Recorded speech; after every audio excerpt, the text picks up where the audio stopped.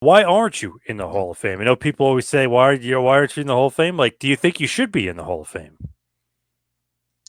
To a point, I think I do. I mean, there's a place for everybody in the Hall of Fame, John, in wrestling. But I know it's pro wrestling, but I like the way the Hall of Fame is in NBA and especially the NFL. You stick with your product.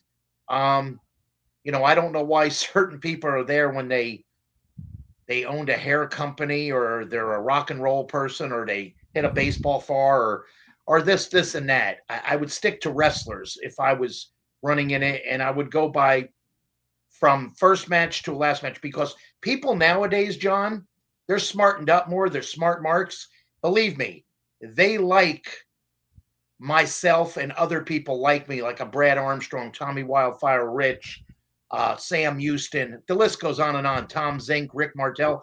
That why not talk about them and just because some people get bored just a main event, and some of your main events, I mean, they're good and they're great wrestlers, but some of them are limited and whatnot. So they like wrestlers that are multifaceted and multi talented. And yes, I think there should be that you could, you try all these other gimmicks, these so-called billionaire billion-dollar companies, and they'll put on this and they'll do that, and it's didn't make much sense at all, and it lasted 2 weeks. But you won't put an enhancement in the Hall of Fame, a segment. I mean, it's so simple to direct. You do it before, you do it after, you do it on camera, off camera, and you get five guys. They each get 10 minutes. Why not? People love that, believe me.